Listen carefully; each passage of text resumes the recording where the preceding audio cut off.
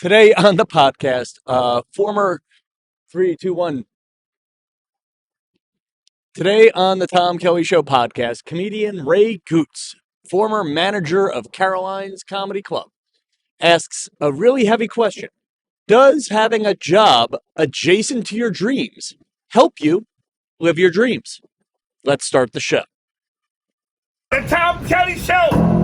Everybody, I want you to go to the Tom Kelly Show.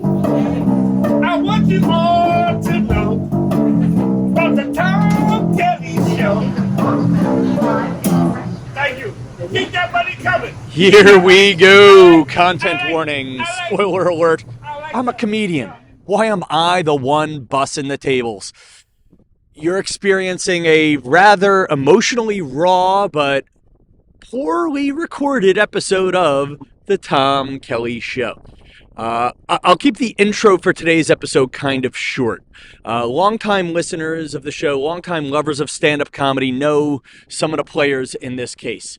Caroline's Comedy Club, legendary comedy club that was in New York City's Times Square for probably 20 years and then another 10 to 20 years in New York before that. They shut their doors after I don't know if they lost their lease or gave up their lease, whatever technicality you need to use. They closed their doors New Year's Eve of 2022. That was their last show.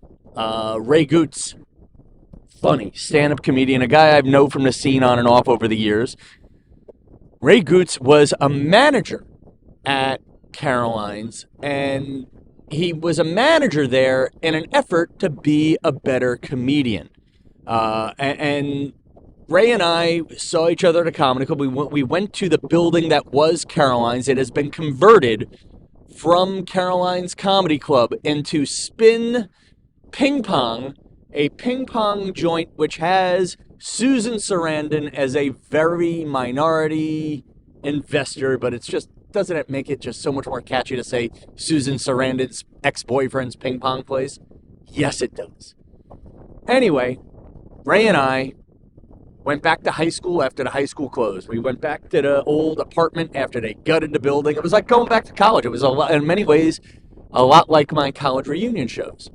But I went there with Ray. I cut a lot of the conversation out because it was just a lot of rambling about what wall was where.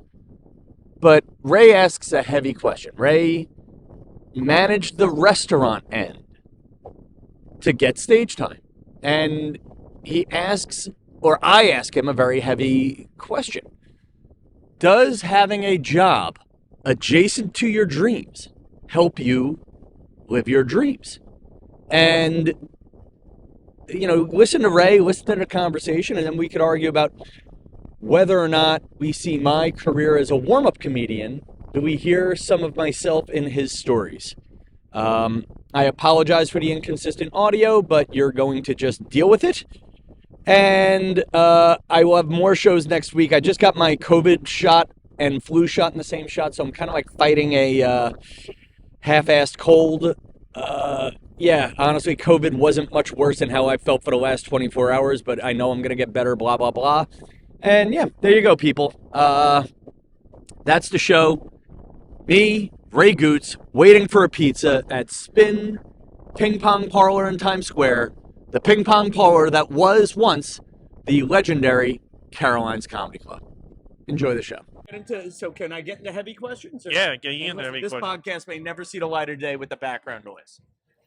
So I'm going to ask you the question. Yeah, ask me. You talked about working at Caroline's and what got you banned. Yeah. Are you allowed to tell? I'll fucking talk because they can go fuck themselves. I'll tell you. Well, I mean, technically you won. You're still in comedy. They're not. I'm currently in the building, and they're not in the building. And I might ask people to ban Louis from this building. What do you think of that, Louis Feranda? I'm going to have you banned.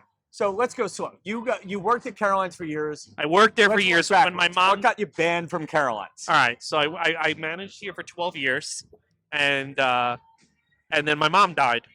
And my mom was the one who was kind of keeping me at the end. I didn't want to keep managing because it really was hurting my stand-up. I really wasn't. I would get two-step. You know that song by Paul Abdul, 2 steps forward, I take 3 steps back. That was my career. 2 steps forward, 3 steps back. The whole entire time. My mom dies. I go to my dad. I'm never gonna make it working there. And if I'm gonna make it, I have to quit right now. If I stay another day, and I was right because, it's so funny. I'm saying I've been associated with this place for years. I still can't shake the But you association. were associated with the place as a manager, not Yeah, as not a as a comic. comic. Yeah. And that's an important distinction. So You then, weren't being seen at the level Yeah. you wanted to be at. and then they offered me the Monday show, and I should have said no, but I said yes, thinking like, well, people are gonna know me as a comic. They're not gonna know. But no, people still thought I worked here, like because I had the Monday show, even though I was only here on Mondays. I was not here the rest of the week.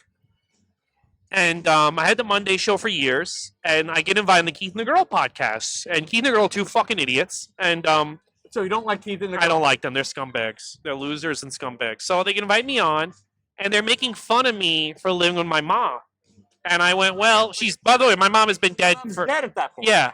Like, do you ever regret living with your mom so long? I go, no, she's dead. Why would, what? Yeah, I wish she died sooner. What the fuck do you want me to say? I mean, first of all, that's insensitive. And two, I feel like anybody who walks around saying you could call me the girl at age 40. Yeah. I mean, at what point do you age into being the woman? But, like, even if I regretted living with my mom, like, 'cause I lived with my mom until, how old was I? 34? She died when I'm 34. Like, she's gone. It's over. Yeah, I don't think you make fun of somebody's relationship with their mom after their mom died. Yeah, I have an eternity to not live with my mom. All right? Wow. What? No, that's a heavy fucking. It is. So it's like, why would I? Oh, I really wish I had 7 years less with my mom. What? So I could have banged some waitress that worked here in my fucking studio apartment that I was paying $9,000 a month for in 2004. Like, what is the advantage of not living with my mom until she died when I was 34? But anyway, No. I kind of gave it to them, and they were like, "Well, did you ever have any fights with your mom?" And I went, "Yeah, I had a fight about she didn't want me to quit Caroline's," and I told them. Your mom wanted you to quit Caroline. No, my mom wanted me to stay here. Why did your mom want you to stay? This is a steady job, even though I was only making $400 a week after taxes. By the way, Jeez. I mean, that's the poverty level. it was beyond poverty. See, that's the thing too. When you get into people who, like, one thing about comedy is, like, listen, I worked Yeah. at a nice club, sold out shows for the sake of the Yeah. story. I don't think I got paid tonight. No, you didn't get paid. It was a guest spot. I heard them say that. Well, thank you for that. No, and there you go. I mean, but I'm living a dream. But what's the price of living a dream? I had no money coming in. Yeah, Okay. yeah, So you talk about coming down the stairs, yeah, and you're coming down the stairs again blank years later. yeah. And now I'm more confident. I'm more sure of myself. Are you? Yeah, I date more. I Are know you how to making more drive. money than $400 a week? I mean, no, but I'm happy. Okay, are you? I mean, I'm making about the same, but I'm doing stand up. So wait, we didn't finish the Keith and the Girl story. Okay, so You yeah, made we did. You made fun of. Oh, I know the ending. The audience doesn't. Okay, so I was doing the fight with my mom, where I'm like, I make no money. There's no security. There was no security here. There was 350 people at Caroline's, no security. So And no security. I guards. was a security. No bouncers. I was a security. I just want to make sure because, like, when you say mom and security, it sounds like no 401k. We're No, talking no, about no. bouncers. No bouncers. Physically I was the unsafe. bouncer, and this is before I started working out. And this is, I would literally lie in bed watching Smallville and go to work. That was my exercise. And I was supposed to, if there was a problem, I was supposed to solve it. Alone. Me. Anyway, now I work out. I mean, I'll fuck up. You know what? I'm not sure if I'm afraid of the muscles, but I am afraid of the tattoos. Yes. There is. I had no tattoos. I was in a, but I did the whole fight. And in the fight, and I brought in my father because this was an argument me and my parents would have. And it was like, he makes no money in that dump. But now here you go. You quit comedy. I'm sorry. You quit managing. You're doing a Monday night show here. And I'm doing You're comedy. going to Keith and the Girl podcast, and it's an important sentence. I say, What got you fired? I just said it. I make no, my father said to my mother in the story or something like that, there's no money in that dump. That dump. And that's what Louis took to heart. And again, I'm not calling it dump, but it's like I'm getting annoyed. I was frustrated. I was frustrated because I wanted to do comedy full time. And I was trapped here. And it was very frustrating. It was very, very frustrating seeing people who started after me blow up. There's people who started after me who I had to give advice to that are selling out Radio City right now. And now I don't care. Wait, who? Give me one Radio City name. Krista Swan. There you go. Fine. Yeah. That's fine. And I don't care now, but I could feel myself when I quit in 2015. I could see myself growing bitter, because how many people are gonna like? People were just like I would meet people like, I don't know, I'm so nervous about doing comedy, and then 3 years later, be like, I'm the head writer of the Daily Show, and I could see myself growing bitter, but now I'm not, because like, hey, now I'm in the race too. But I was like, Really? yes, You feel like you're in the race right now? yes. Okay. I don't feel like that when I'm at Caroline's seating the room. I'm not arguing with you. I'm comparing yourself to me. Okay. When I was doing warm up at the View, Yes. I felt a weird. It didn't bother me when people grew past me Yes. because I felt like I had my own piece of the pie. When you were managing the best comedy club in the world, for the sake of this story, But they weren't giving me stage time. gotcha. So the problem is that like you're circling me, but it's the equivalent of like, I'm gonna race you in we're gonna race. We're gonna go in a race, but I'm like tied to a chair, and meanwhile you're 5 laps in. So I can't. So at this point, it's like, all right, if somebody that starts next Tuesday sells at Radio City a year from now, I'm still running with them. I'm still like, You're at least in the creative. I'm in the run. You just ran faster, which is fine. Does that bother you that you and I were at LOL tonight and some of the names you were about to drop were at Radio City? Does that cheapen your... No, it doesn't. It doesn't. Why? Because I did it to myself, because for 12 years I sat here rather than be in the race. If I had been... I'll say this. I know this is going to sound arrogant. If I had not been the manager at Caroline's, I would be a national headliner right now. I think so. Okay. I think... I'm not arguing because I haven't seen your act in forever. Oh, no. No, But, I don't want to... But what I'm saying is, like, there was a moment where I could have, like, gone up. I think the problem is a lot of people, whether they're agents or managers or other comics, only associated me with managing Caroline's. They didn't see me as a comic, and it was hard to shake. I remember, like, this guy one day had a meeting with me, and he was like, I want you to manage my comedy club. I want you to leave Caroline's to manage my comedy club. Like, I don't want that. I just want spots. He goes, well, I don't know if I can give you spots. And I go, well, why do you give Sam Morril spots and not me? And he's like, well, Sam Morril, da-da-da. And, well, I want you to see me like you see Sam Morril. You're not going to have this, can I, sorry. Do you have Modelo? I'll take a Modelo. And I'll take one of whatever I just had, eventually. You know, you're not asking Sam Morril to manage your club. You know, this is like years ago. No, that's fine. Yeah. Yeah, No, it's like, because he goes to me like, well, what are you going to do if Caroline's fires you? I'm like, I'm going to do stand-up. But he's like, well, who's going to put you on? And I'm like, does Mark Norman have this problem? Does fucking, who, like, well, I've created a problem for myself. have you ever... Nah, no. Thank you, though. Oh. Yeah, that's true. Have you ever heard the Jesus theory of comedy? What's the Jesus theory? Oh my God, it's a great... No, and I think it's a powerful story. Guy Joe Starr told me once. Years ago, there was a guy, Jesus. Yeah. And this is in the Bible. At the age of 12, he woke up and said, holy shit, I'm the son of God. Mm-hmm. And at 12 years old, Jesus goes down to the temple, gives a little lecture to the rabbis and everybody there. And everyone's like, Jesus, that was great, but you're Joe the Carpenter's kid. You know, and in the Bible, in the New Testament, you don't hear about Jesus again. Thank you so much. And you don't hear about Jesus again until he's about 31, 32. Yeah. And Jesus, in that in-between time, left Nazareth. He goes to Bethlehem. He goes to Jerusalem. He goes to all these little towns in Israel and builds up a following. And he comes back to Nazareth at the age of 33, and they throw him a parade, and that's now known as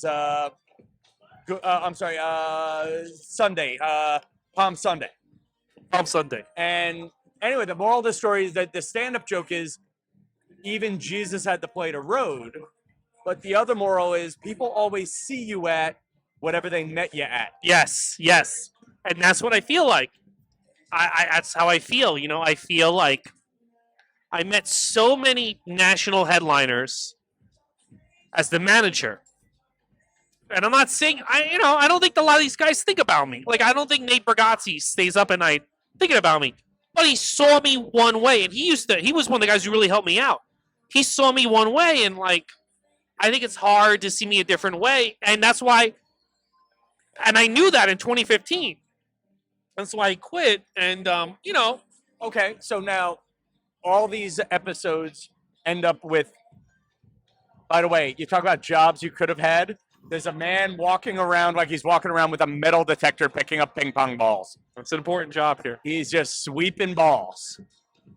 But you know what? Like, but here's the thing. I'm not mad about it. That's the thing. I'm not mad about it. I'm not accusing you of Yeah, being yeah. mad. But I think you. But also, like, Louis gave me bad advice. I think Louis. Hang on that. Yeah. I'll give you two questions. One, actually, what was the bad advice? Because He would tell me not to play other comedy clubs because they're all empty. Like, remember, I walk in here. I've only been to 2 comedy clubs as for prom shows and shit. I want to do comedy, but I don't know anything. No, but like when you were working at Caroline's, all you did was Caroline's, and why would you go anywhere else? You're at Caroline's. Exactly. He would say that to me because like around 2006, they would let me close the New Class Clown show, which was like their showcase. And I would say to Louis, "Do you think I should play other clubs? Why? You go up to Caroline's once a week. You get to go up after." About that. Why would you? But you do when you're starting. You need to eat a dick on a show with 4 drug addicts to get better. You do. Listen, and as far as dealing with your old boss's jealousy, or any boss's But he hated every club. Yeah. Well, there's also a great line I heard in Entourage that I quote a lot. You never tell the day job when you have a night job, and you never tell the night job you have a day job. There you go. And the other thing he said to me was like, you need to like, when you go on stage, you just need to. I was a virgin for many years. And that's all in podcast.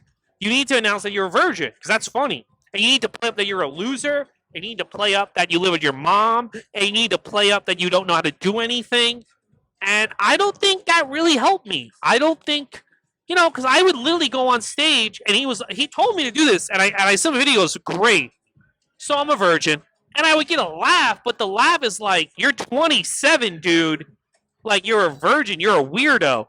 That's not a good laugh. And that's not a character that now that I have tattoos and I fuck mad bitches, that wasn't who I am.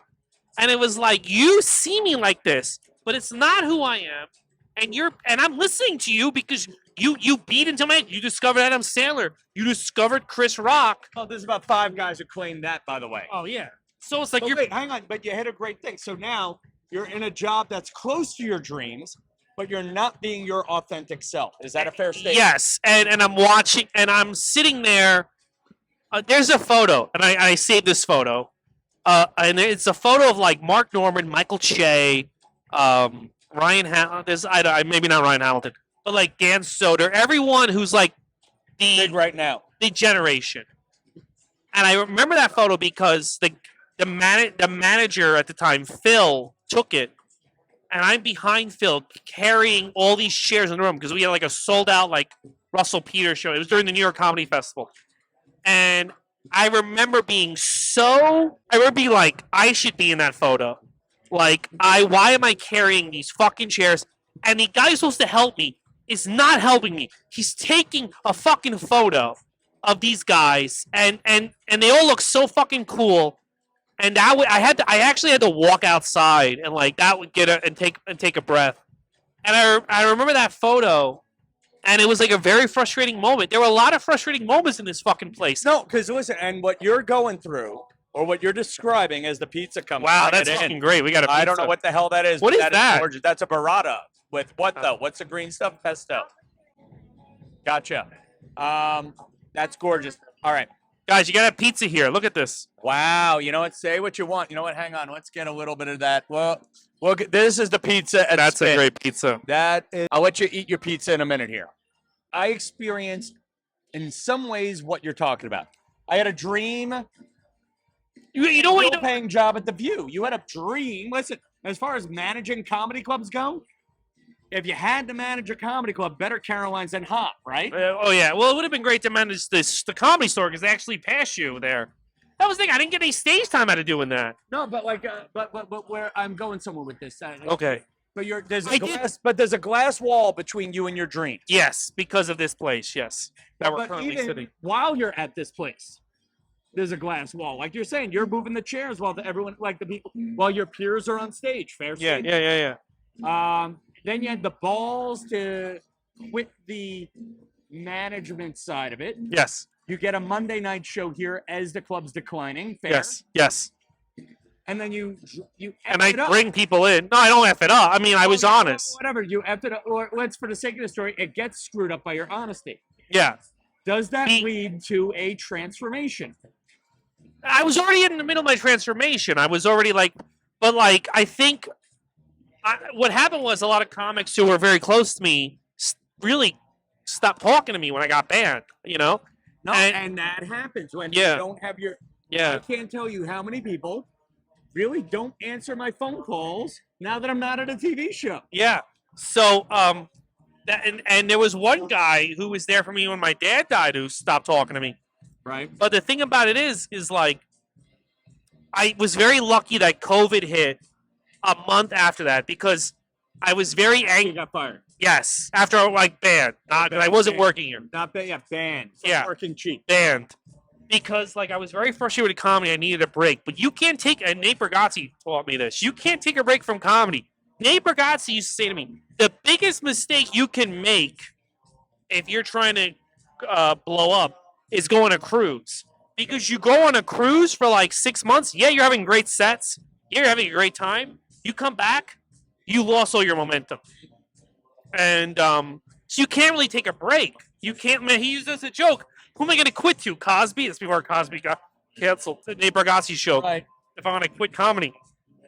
And the thing about it is that like I needed a break, and I got it with COVID. And I think, too. Yeah, and I remember there were so many comedians who were acting like they were like in fucking Auschwitz because we had to fucking sit at home and watch Sopranos all day, and I was loving it. And I think it became a better comic after because of it, because I needed to walk away, and I was able to because the world made me walk away. This place shut down. They never recovered. Now they're a fucking ping pong bar, and all of them are gone, and I'm here eating a pizza with you. So I won. But go fuck yourself. Anyway. Okay, no, and it's funny. I felt that way for a while, Yeah. but I'm still trying to bounce back to whatever I had. You're trying to bounce back to something new. Yes or no? Yeah. Well, I the thing about it is that a lot of things. So when I was a big fucking loser, I was getting a ton of spots, and now I date more. I'm in shape. I know how to drive. I have 35 tattoos. Women are attracted to me, but I'm not getting the stage time I used to when I was a fat loser. And that's kind of frustrating because I'm more confident in myself. I feel like I'm a better comic now. I think I'm a better person. I'm a better man. I'm able to handle things better. And I'm not getting the spots I wanted to, but I'm working on it. That's why I went to LOL tonight. That's why I ran into you. You're rebuilding. That's why we're here. Yeah. Okay, let's be real, though. You've had a break from comedy. Why are you going back to it? This is the only thing I want to do. And it's the happiest. When a show is going good, when I'm on stage and a show is going good. I was at Broadway tonight, and it was phenomenal. It was phenomenal. And when a show is good, and I'm doing good, it's like this is what I'm meant to do. And I've been going at it since 2003, and I'll never forget when my mom was dying. I stopped coming into work here, and my boss above Louis got mad at me. I told him to go fuck himself. And Louis had my back. I'll give him that. Yeah. And I told Sheba Mason, she goes, what if you get banned from Caroline's? What if Caroline tries to fuck up your life because you told her to go fuck yourself? And I'm sitting with my mom. She's dying in front of me. And I said, I need to be here for my mother. And if me being here for my mother means I'm just going to do the grizzly pear till I'm 90 years old, I'll just do the grizzly pear. Like, I'm in this no matter what. And that's the thing. I'm in it no matter what. It's what makes me happy. And you know, I'm never gonna stop. Doesn't matter if I wind up in fucking Alaska and I'm running an open mic in Alaska. I'm just never gonna stop. You know what, man? I have a million other questions I want to ask you, but I'm not gonna find a better ending than what you just said. And Thank there's you. a pizza. There's a pizza. We gotta eat the pizza before it gets cold. All right. So listen, folks. New shows every Monday and Wednesday at TomKellyShow.com. And Ray, will you come back? Yeah. All right. So you know what, folks? That's the show. Good night, New York City.